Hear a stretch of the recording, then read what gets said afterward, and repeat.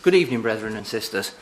You know, when the stock markets closed for New Year a few weeks ago, oil prices were low, which of course leads to increasing growth, doesn't it? And the stocks were correspondingly buoyant and looking forward to a continuing bull market in the new year. Today, oil prices are even lower. And yet the bears are chasing the bulls away. And now it seems that whenever the price of oil goes down, the stocks go down, and vice versa. Now, what's that to do with our subject? It just shows how that even the most obvious things, the most widely accepted things, that oil price being cheap is good, can soon change, can't it? And it's impossible for humans to predict the future. It's very difficult for humans to predict the future, isn't it? And just something as simple and as generalised as, will it be a good summer this year? You know, can make fools of anyone brave enough to make some prediction on that subject. And yet when we come to the Bible, we have such a contrast. Yes, some Bible prophecies are complicated and you might think, well, it could mean this and it could mean that. But many Bible prophecies are not like that. Some are very simple to understand, very precise, and appear, when you read them and you put yourself in the time when it was written down, appear to be extremely unlikely. And all the pundits of this world, they always predict the things that seem likely, don't they? And even then they can't get it right. The Bible predicts things that often seem ridiculously unlikely. I mean, how did Brother Thomas know that there would be a partial and primary restoration of the Jews before the coming of Christ? How did he know that, brethren and sisters? How did he know that this pre-adventual colonization of Palestine will be on purely political principles, and that they would return as agriculturalists and traders in the hope of ultimately establishing their commonwealth, but more immediately of getting rich in silver and gold by commerce? How did he know that, brethren and sisters? That it would occur under the efficient protection of the British power.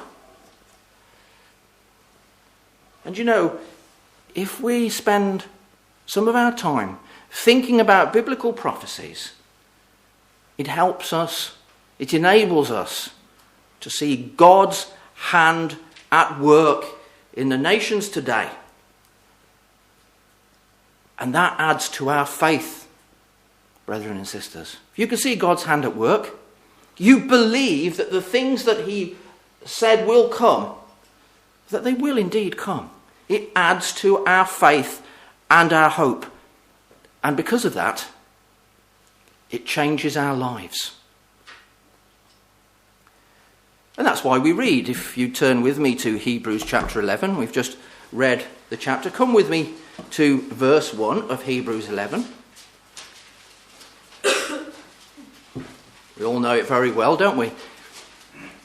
Hebrews 11 verse 1. Now faith is the substance of things hoped for, the evidence of things not seen.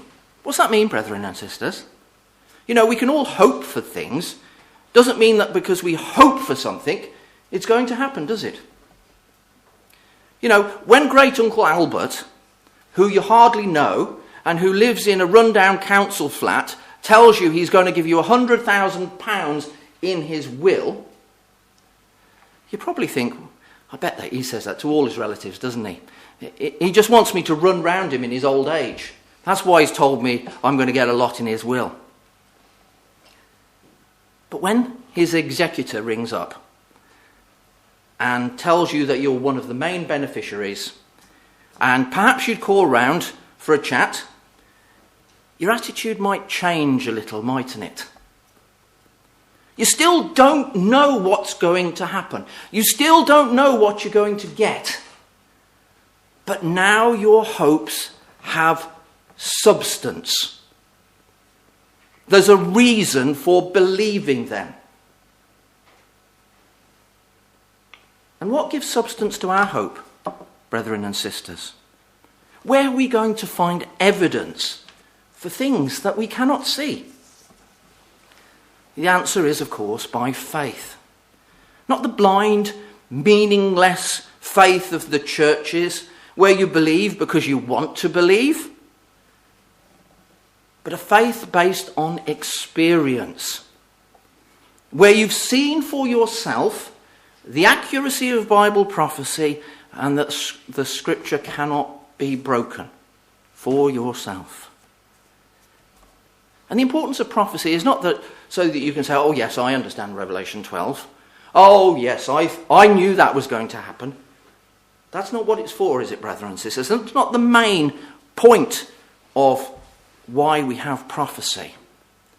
It's so that we can have confidence that our hope is real, is substantial. And brethren and sisters, that kind of faith changes our lives. And we read in verse 2 of Hebrews 11, for by it the elders obtained a good report. And as we read through the chapter, brethren and sisters, we will see how that is so. By it, the elders obtained a good report, by faith.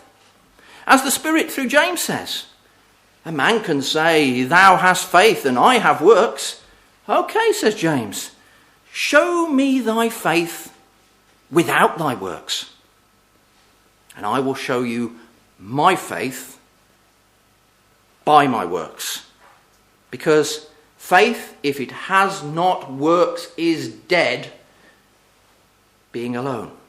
You know, if faith doesn't change the way we behave, it's not real faith. It's just a fake. It's not real faith. Because if we really have faith, if we really believe, if we can really see that God is operating in the world and Christ is going to come, it will change the way we behave. That's real faith, isn't it?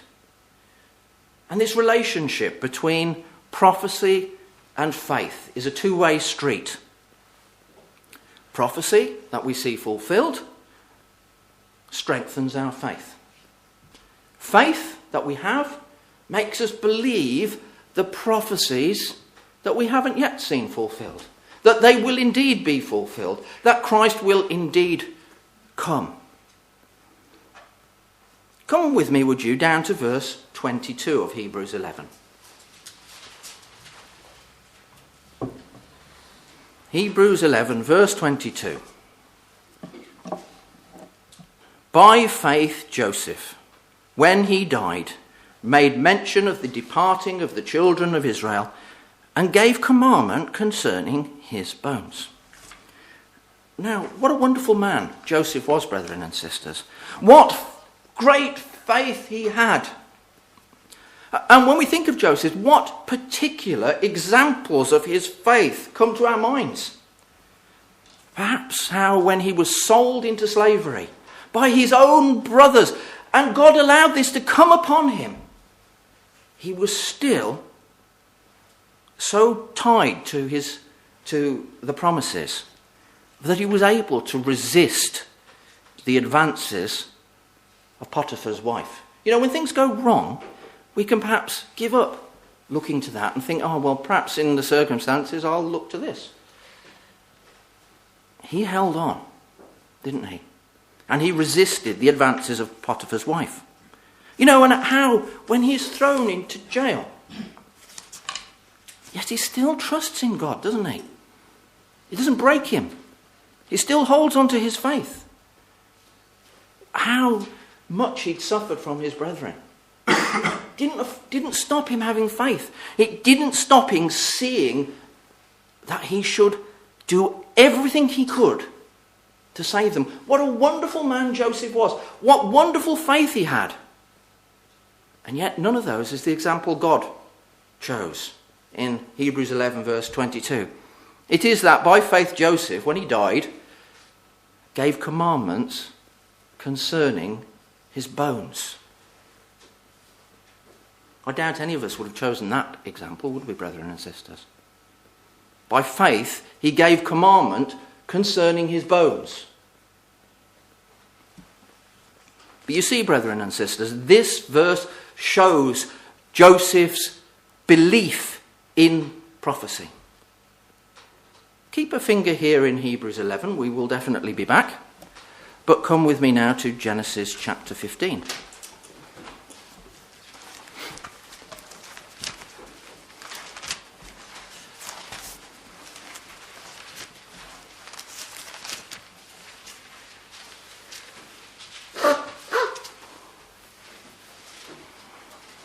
You'll have to excuse me blowing my own trumpet. You know, it's what viruses do to you.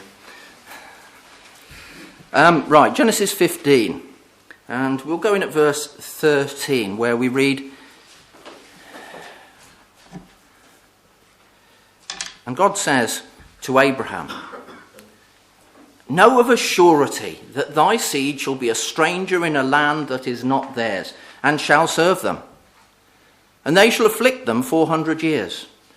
And also that nation whom they shall serve will I judge, and afterward shall they come out with great substance. And thou shalt go to thy fathers in peace," talking of course to Abraham.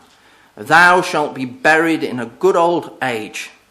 But in the 4th generation they shall come hither again, for the iniquity of the Amorites is not yet full. And though Jacob and his family have gone down into Egypt, they've settled into a comfortable life, a privileged life in the land of Goshen. Yet Joseph knows from this prophecy," and that's what it is, brethren and sisters, he knows from this prophecy that in the 4th generation the children of Israel will leave Egypt. And so we read in Genesis 50 verse 24, "And Joseph said unto his brethren, I die, and God will surely visit you, and bring you out of this land unto the land which he sware to Abraham, to Isaac, and to Jacob. And Joseph took an oath of the children of Israel, saying, God will surely visit you, and ye shall carry up my bones from hence."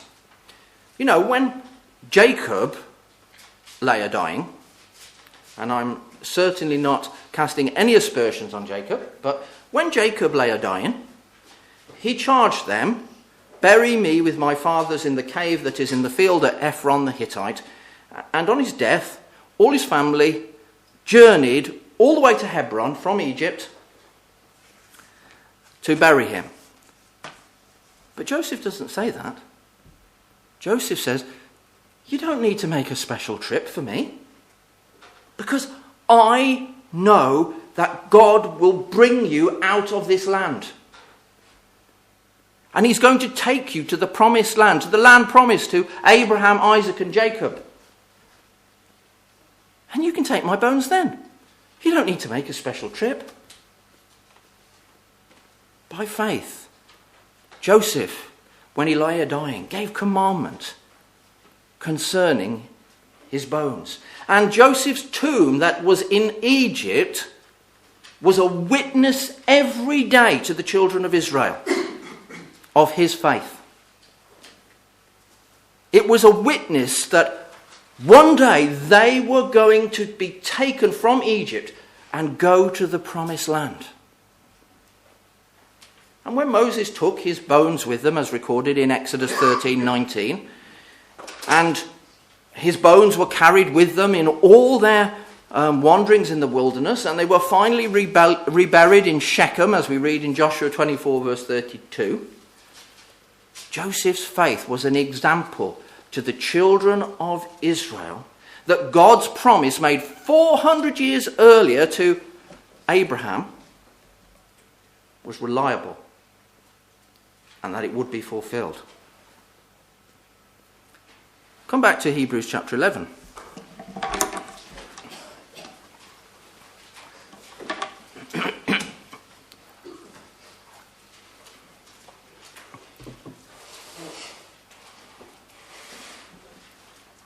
Hebrews 11, and we'll go down now to verse 24. We read, "By faith Moses, when he was come to years, refused to be called the son of Pharaoh's daughter, choosing rather to suffer affliction with the people of God than to enjoy the pleasures of sin for a season, esteeming the reproach of Christ greater riches than the treasures in Egypt, for he had respect unto the recompense of the reward. By faith he forsook Egypt, not fearing the wrath of the king, for he endured as seeing him who is invisible."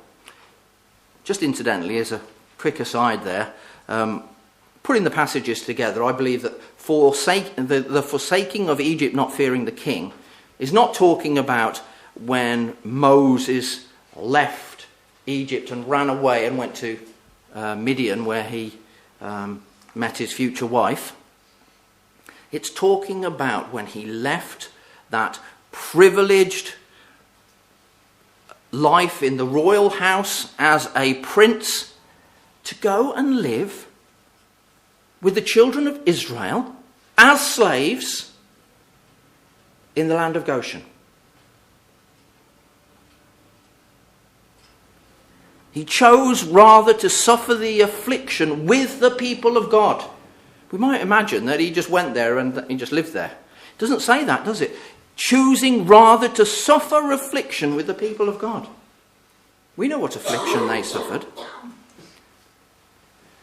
And the real reason I've come to this verse is that he esteemed the reproach of Christ greater riches than the treasures in Egypt.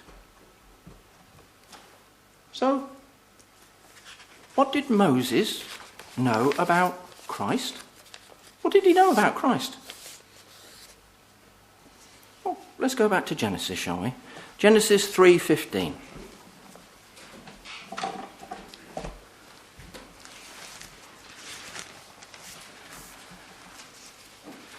Words we all know well. Genesis 3:15. I'm talking to the serpent, of course. "I will put enmity between thee," the serpent, "and the woman, and between thy seed," sin, "and her seed. It," and it should be the word he, "shall bruise thy head, and thou shalt bruise his heel."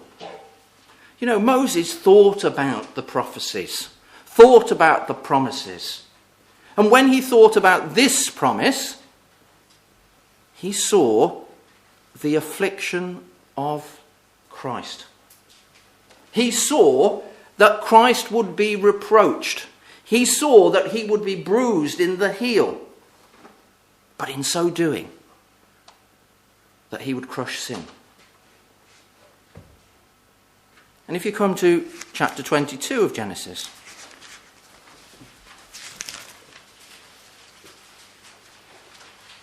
and verse 17.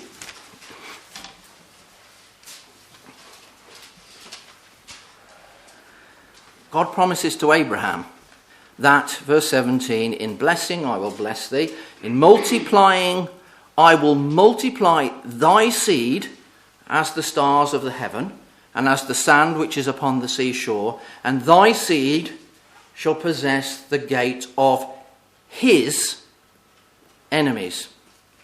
Notice that it is his enemies. The seed's enemies is his enemies. It's not their enemies. It's his enemies.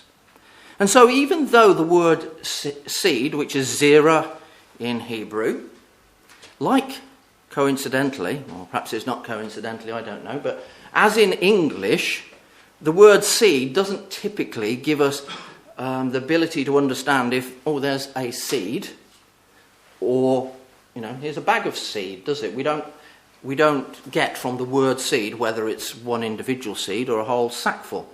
Well, that's true in Hebrew, as it would be, as God designed it. 2. But because it says his seed, the seeds, because he said his enemies, the seed's enemies, but it's his, not their enemies, that tells us that the seed is singular. It's not there in the word itself for seed, but it is there in the word his. And that's definitely there in Hebrew. And that seed is singular, and it's Christ. That's who we're talking about in this verse. And so, rereading that verse, and if you'd forgive me putting in that substitution, Abraham was actually being told that in blessing I will bless thee, and in multiplying I will multiply that special singular seed, as the stars of heaven, as the sand which is on the seashore. And that special singular seed shall possess the gate of his enemies. Of course, we didn't have to figure that out for ourselves, did we? Because the Spirit, through the Apostle Paul, tells us in Galatians 3:16, now to Abraham and his seed were the promises made. He saith not unto seeds as of many, but as of one, and to thy seed, which, Paul tells us, is Christ. But you can figure that out from the Hebrew, from the Old Testament too. You don't have to rely on Galatians. And we also didn't have to figure out that that seed would be multiplied up, so that, as Hebrews 3 verse 8 says, and the scripture foreseeing that God would justify the heathen through faith, preached before the gospel unto Abraham, saying, in thee shall all nations be blessed. So then they which be of faith are blessed with faithful Abraham. And that multiplication of that individual singular seed, it includes all the men who are here in Hebrews 11. It's not just Gentiles who are chronologically after the time of Christ. It's for all nations. And it includes, of course, Abraham, David, Samuel, Isaiah. We could think of a myriad other faithful men. 7,000 that didn't bow the knee to Baal in the time of Elijah. It includes all those people of faith. There's only one gospel. It was the gospel preached to Abraham. It was the gospel preached to Adam. By faith, ye are saved. Only one gospel. The law of Moses was introduced for other reasons, and it had its purpose. But the means of salvation has never changed. The gospel has never changed. It's always been that by faith salvation comes. The law of Moses. And anybody who thought the law of Moses could save them was just getting the wrong end of the stick.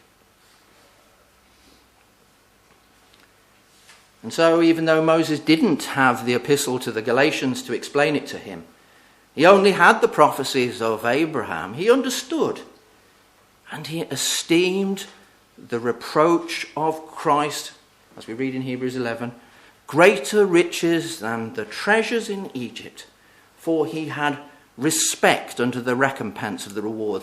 That simply means he looked forward to his reward. By faith he forsook Egypt. Who of us would give up that luxury and go and live with the slaves and have to work as a slave?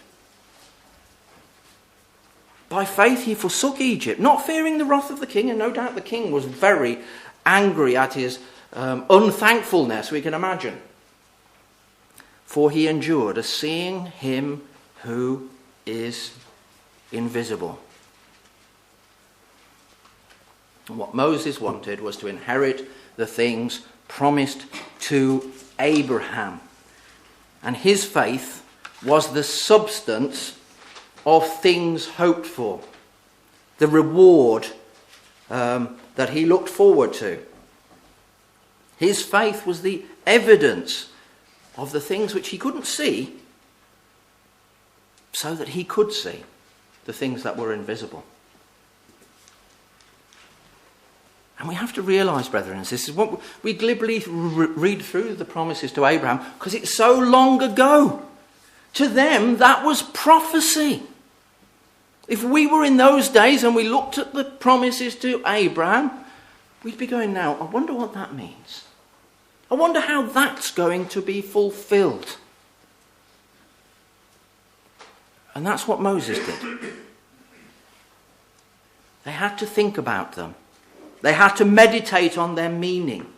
They had to visualize how God was going to bring it about. And with that vision of hope before their eyes, it changed their lives. You made Moses give up all the riches, all the luxuries, and go and live as a slave. The Proverbs say, where there is no vision, the people perish. And you know, brethren and sisters, if we have no vision, if we have no picture in our mind of the kingdom that lives with us day by day, if our hope has no substance, then our treasures will be on earth. And where our treasure is, there will our heart be also. Okay, we've missed out Abraham, haven't we? Abraham himself, who probably takes the largest part in Hebrews 11. Just let's go to the last part of what it says about Abraham. Hebrews 11, verse 17. We read, by faith, Abraham, when he was tried, offered up Isaac. And he that had received the promises offered up his only begotten son, of whom it was said that in Isaac shall thy seed be called, accounting that God was able to raise him up, even from the dead, from whence also he received him in a figure. Now, brethren and sisters, let's think of the person who is most precious to us, who's our love, our joy, our hope. And you have to take them, and you have to slit their throat, and then you have to cut them into the individual joints like a butcher does with a side of beef. And you have to lay the pieces on the altar in order that it can be an ascending offering, a burnt offering to God. Imagine that, brethren and sisters. Can you even imagine it? Can you imagine doing it?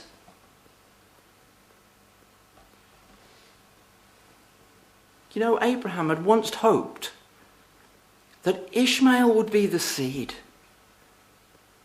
But God had said to him, send Hagar and Ishmael away. And they've gone. All Abraham's eggs, as it were, are now in one basket. Isaac is the only son. And yet he's being asked to offer him up as an ascending, a burnt offering. And he's willing to do it. He's willing to do it, brethren and sisters. Because he believed in prophecy. And he'd thought about, he'd meditated upon what it meant.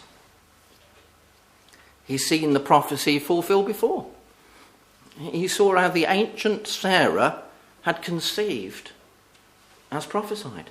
How Isaac had been born as prophesied. And God's told him in Genesis 21 verse 12, in Isaac shall thy seed be called. And Abraham believes, brethren and sisters, doesn't he? It's going to be through Isaac that this promised seed is going to come.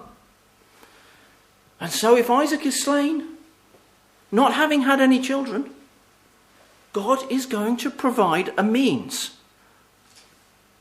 whereby that can still come about. And the only way that Abraham can see that that's possible is by God raising him from the dead. And he believed, accounted that God was able to raise him from the dead.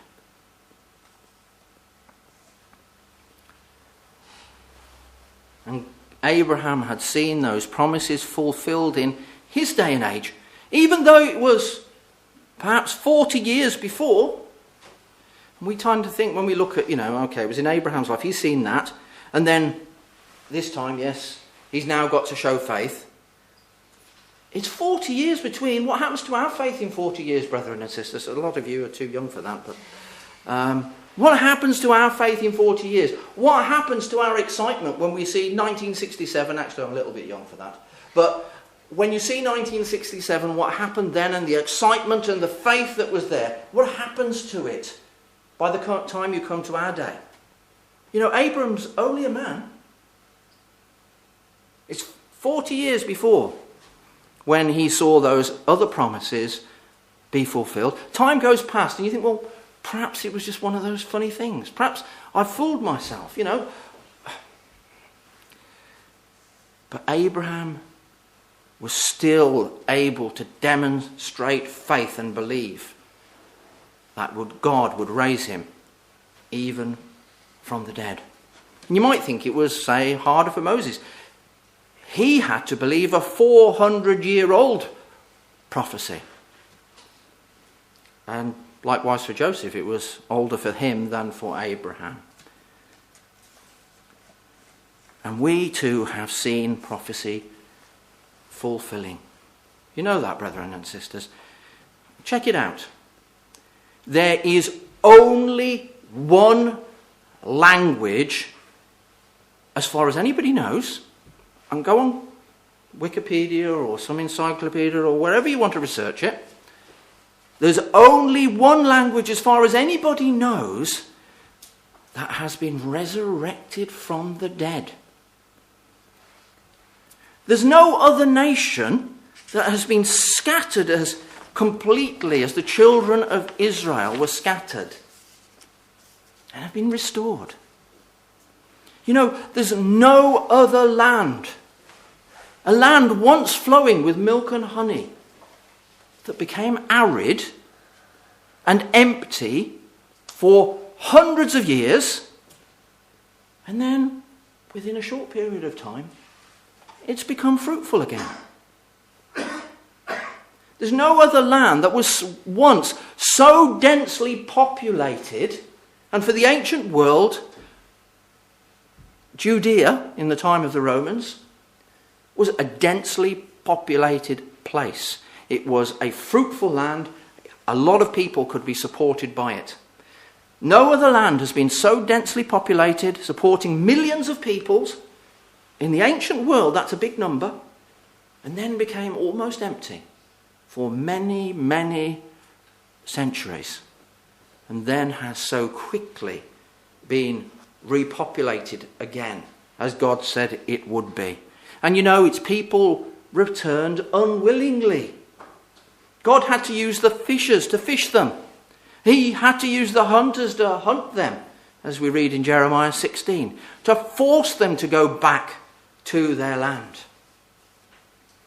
And no other modern nation, from the day of its birth, initially possessing no army, very little in the way of armaments. They were held illegally. We're talking about things that would be hidden. They had got no open arms industry. They'd got no open opportunity to buy arms and to keep them to defend themselves. They had to possess them illegally in the time of the British. But from the day of Israel's birth, a disparate group of underarmed militias, farmers mostly,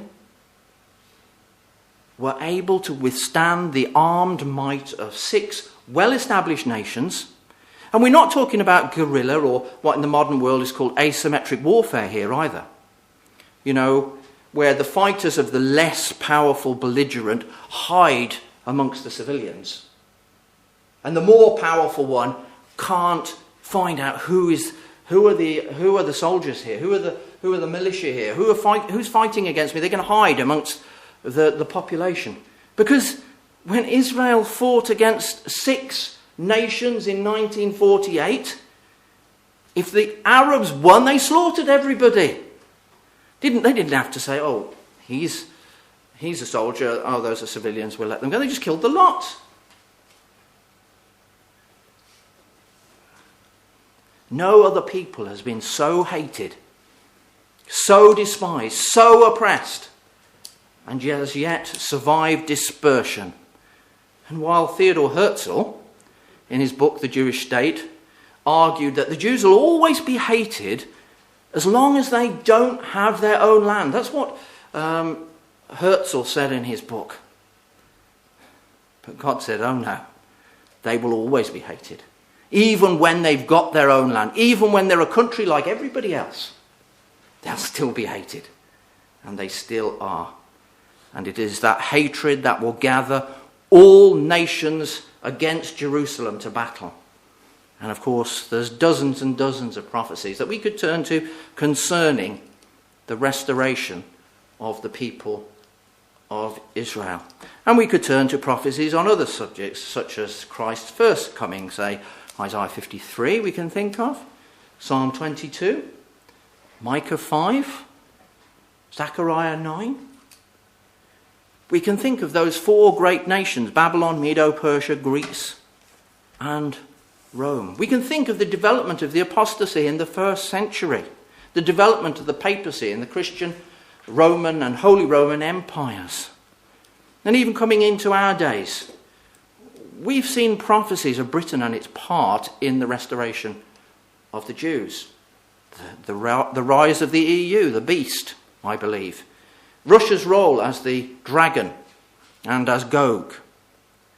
And, of course, more importantly than any of those, of Christ's coming and of the establishment of God's kingdom and of the building of the new temple in Jerusalem. Some of those have been fulfilled, obviously. Some we are still waiting to be fulfilled. But we have seen prophecy fulfilled in our day. Where is our faith, brethren and sisters? Where is our faith? Moses and Joseph and Abraham had a clear vision because of the prophecies that they had.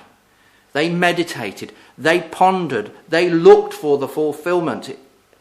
And so they were able to overcome the trials that came upon them. And they were great trials, weren't they, brethren and sisters? They were great trials. Their hope had substance, brethren and sisters. They had evidence which enabled them to see him who is invisible. And that substance, that evidence, was their faith. And by it they obtained a good report. And so what of us? Do we meditate on the simple and clear prophecies and perhaps search out the details of how these things were fulfilled so that it can build up our faith? Do we? Maybe when it comes to the more difficult prophecies, letting God teach us rather than jumping in at the deep end. And you know, brethren and sisters, when we come to the judgment seat, I don't believe that it'll be a requirement that you understand Revelation 12 or that you know what Ezekiel's temple is going to look like, if I can call it Ezekiel's temple. I don't think those will be qualifications necessary for salvation. However, it depends on why we don't know. If we don't know, if we don't understand, because we couldn't be bothered, because we had our own private interpretation and were too proud to humble ourselves and listen to God's word, or because we just thought that we knew better than God, and we knew what was necessary for our spiritual diet, better than God, who's given us a complete spiritual diet here. All scriptures are given for, you know what I mean. And brethren and sisters, we can rely on the accuracy of Bible prophecy, for the scripture cannot be broken. Prophecy is not just for academics. Prophecy is for our faith. Let us ponder and meditate upon it as part of a well-balanced, healthy spiritual diet that, God willing, will give substance to our hope and enable us to endure unto the end, so that in God's mercy we will see for ourselves the glory of its fulfilment.